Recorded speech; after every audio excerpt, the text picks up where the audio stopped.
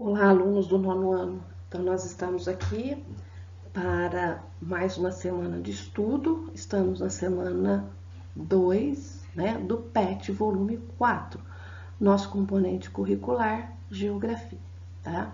É o momento de ficar em casa, mas é o momento que nós temos que estudar.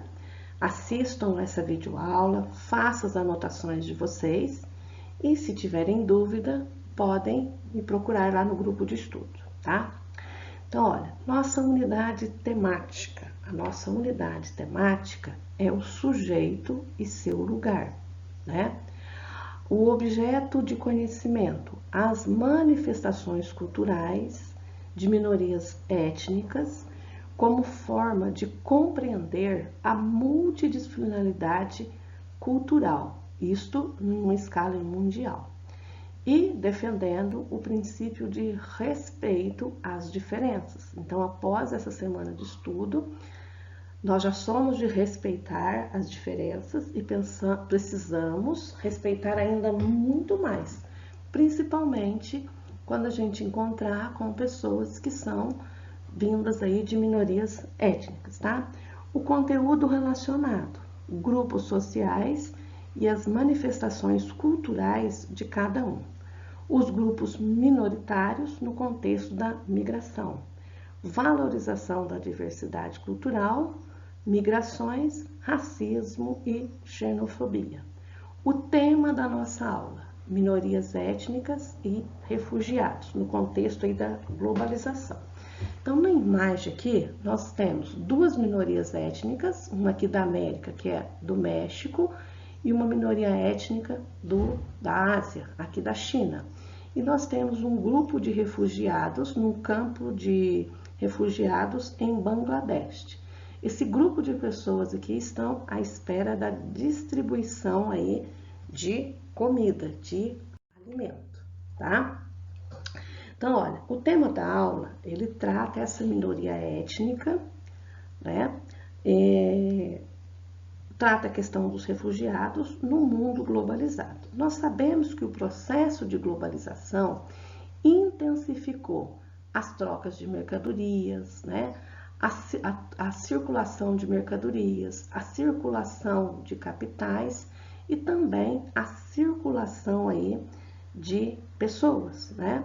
Sabemos que com todo esse fluxo aí de migração, de circulação de pessoas e de mercadorias, elas não são igualitárias para todos, certo? Então, ó, vamos compreender o tema, né, no contexto da geografia. Então, nós sabemos que há uma desigualdade social muito grande entre as pessoas e principalmente aí no mundo, né? Pessoas que desfrutam de excelente qualidade de vida e pessoas que estão passando até mesmo fome, estão em processo de insegurança alimentar, tá? Mas então vamos entender aí o termo minoria étnica, né? Quando nós utilizamos esse termo, nós estamos nos referindo a um grupo que possui particularidades culturais e que não faz parte de um grupo dominante. E esse grupo dominante é o grupo aí que detém o poder. As minorias étnicas, em geral, elas lutam para preservar suas tradições e as características que as diferem do restante da população do país onde elas vivem. Então, elas têm um trabalho muito intenso de preservar as suas características e as tradições, né? E diante de um grupo que detém o poder, que é a maioria étnica, certo? Exemplos de minorias étnicas, né? Então, nós já sabemos que a minoria étnica é aquela parte da população que tem uma cultura própria, uma língua própria, né? Danças. E podemos citar como exemplo grupos indígenas aqui no Brasil, que nós sabemos que têm sofrido muito com invasões de terra, desrespeito à sua cultura. Nós temos os ciganos, que em algumas partes do mundo são considerados minorias étnicas, E em algumas partes do mundo nós vamos encontrar também aí os curdos, que são povos do Oriente Médio que lutam para ter um território. Então, todos esses grupos aqui, os curdos, os índios e os ciganos, eles têm uma cultura própria, buscam preservar e valorizar a sua cultura, tá? As minorias étnicas, então, elas lutam muito para preservar as suas tradições, certo? Que essas tradições é o que vai diferir a população do restante da população do país onde eles vivem. Muitas vezes, essas minorias étnicas, elas não são compreendidas, sofrem preconceitos, né? E, além do preconceito, tem pessoas que não respeitam as tradições, as características das minorias étnicas, tá? E aí nós ficamos pensando, o que nós podemos fazer, né, para proteger as minorias étnicas, que diante de tantos desafios, de tantos preconceitos que eles enfrentam, nós temos que fazer alguma coisa. E tem organismos que fazem? Sim, né? Nós temos a ONU, né? Organização das Nações Unidas, temos vários governos que lutam para proteger as minorias étnicas, que muitas vezes são vítimas de preconceitos, de discriminação e de racismo. Então, um primeiro item é importante atribuir, né, direitos comuns a essas minorias, certo? Os direitos, eles devem ser iguais, tanto para as minorias, né, e tanto para as maiorias quanto para as minorias étnicas. O reconhecimento, né, de sua autonomia. Isso, então, quando for possível, que seja reconhecido a autonomia das minorias étnicas, uma autonomia política. E também criminalizar atitudes que sejam preconceituosas contra essas parcelas da população, contra essas minorias aí da população. Outro tema que o PET traz é a questão dos refugiados no mundo globalizado. Então, nós precisamos entender essa questão dos refugiados no mundo globalizado. É importante lembrar que nem toda minoria étnica vai causar um processo de refúgio, vai ser refugiado. Existem algumas minorias étnicas que podem ser perseguidas e outras não, mas algumas podem ser perseguidas e quando elas são perseguidas, elas acabam migrando, tá? E então nós precisamos entender a questão dos refugiados no contexto atual da globalização. Quem que são esses refugiados? Os refugiados, eles são migrantes internacionais que deslocam forçadamente de seus países de origem. Pode ser por vários motivos. Então, nós temos motivos políticos. Um exemplo de motivo político ocorreu na Europa, né, na Bielorrússia, pessoas que tiveram que fugir do país porque estavam sendo perseguidas pelo atual presidente, tá? Outros fatores, como fator aí de guerras, né? Ou também de perseguições por rivalidades étnicas, né? Neste contexto, muitas minorias acabam se espalhando pelo mundo todo. Disputa pelo poder, né? Ou podem se deslocar também em razões de catástrofes ou de desastres aí naturais, como tsunamis, terremotos, furacões e vulcanismo. Aqui na imagem nós vemos refugiados venezuelanos. Muitos venezuelanos foram para a Colômbia, vieram para o Brasil. Nós temos aqui um campo de refugiado na Jordânia, né? E campos de refugiados de centros de detenção aí na Líbia. Então, são pessoas que vieram aí de Ruanda. Então, eles estão numa área de detenção aqui, numa situação muito séria, muito complicada, tá? E aí, o PET nos faz pensar, refletir sobre a condição social do refugiado. Ah, professora, mas o que é condição social? Condição social está voltado para as condições aí de vida, né?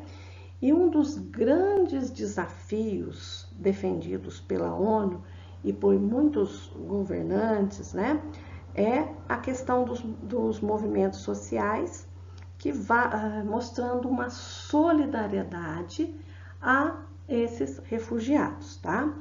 E pelos quais aí também nós vamos encontrar situação de grupos que é extremamente delicada sobre aí vários aspectos em relação a essa condição de vida. Imagina se você tivesse nesse campo de refugiados, sua condição de vida, ela seria a das melhores possíveis? De forma alguma, né? Então, os refugiados se encontram numa situação muito delicada. E lembrando que quando eles saíram, eles deixaram tudo para trás, tá? Nos países que recebem muitos refugiados, muitas vezes eles vão para esse campo de refugiados e que tem uma estrutura precária, muito precária mesmo, tá? E a situação do Brasil, tá? Então, o Brasil, ele não possui campos de refugiado específicos, como nós vamos encontrar aí na Turquia, vamos ter na Jordânia, certo? Mas o Brasil sempre teve um papel pioneiro para receber aí os refugiados, tá? Então, nosso país recebe refugiados da Venezuela, do Haiti, aí também da Colômbia. Esses três primeiros aqui são países da América.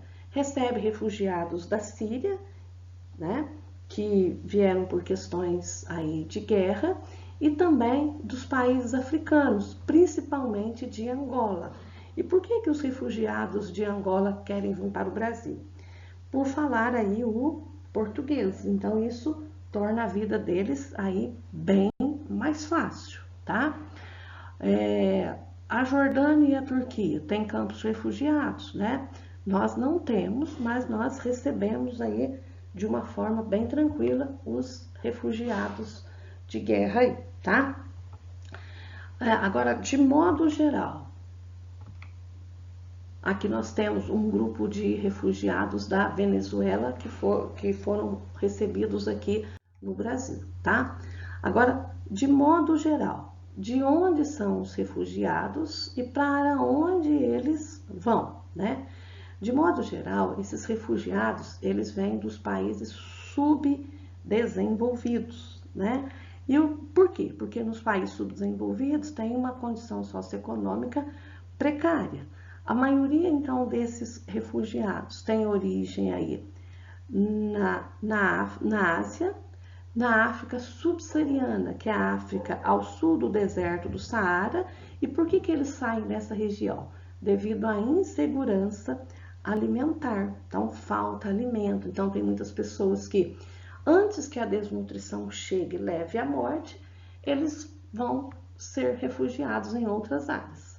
Ou então também pelas guerras. Os principais países de origem, de onde são os refugiados? Eles são da Síria, né? São da Venezuela, são do Afeganistão, Sudão do Sul e Mianmar. E quais são os países de destino? Então, muitos sírios vão para a Turquia, né? No caso aí dos refugiados da Venezuela, eles vêm aqui para os países da América Latina, destaque para o Brasil, alguns para a Colômbia. Nós temos aqui o Paquistão, ele recebe refugiados do Afeganistão. E no caso da Alemanha também recebem muitos refugiados que partiram da Síria. Tá? O Brasil, então o Brasil ele sempre teve um papel pioneiro e de liderança na proteção internacional dos refugiados. Como eu já falei ali atrás, né, nós não temos campos de refugiados, né? Mas o governo brasileiro, ele dispõe a dar proteção, né? Os refugiados, quando chegam aqui, eles podem obter documentos, podem trabalhar, podem estudar, eles exercem os mesmos direitos que um cidadão estrangeiro. E um exemplo aqui, nós temos refugiados sírios, né, que tem um acompanhamento da comunidade árabe em Curitiba e eles estão recebendo o atendimento médico. Nesta imagem, nós temos aqui uma família de venezuelanos que vieram para o Brasil. Então, o Brasil é internacionalmente reconhecido como um país acolhedor, mas, entretanto, há refugiados que encontram dificuldade de se integrar à sociedade brasileira e sofrem também preconceitos, porque, infelizmente, tem pessoas que utilizam, né, dessa maneira desagradável de menosprezar o seu semelhante, que o refugiado nada mais, nada menos que é o nosso irmão ali, tá? Então, olha lá, fica esse questionamento, né? É justo uma pessoa, só porque ela é um refugiado, ela receber maus tratos? Jamais, né? E se você estivesse numa situação de colocar a sua vida em risco, é claro que você ia buscar uma maneira de viver melhor em outro país. Então, quando nós encontrarmos aí um refugiado de guerra, um refugiado por uma questão natural, por diversos fatores, por questões políticas, vamos tratar essa pessoa muito bem. Ela merece o nosso respeito. Bons estudos aí para vocês, façam as atividades com muita atenção. Em caso de dúvida, podem me procurar, eu estou à disposição, tá? Ótimo estudo e até a próxima aula da semana que vem.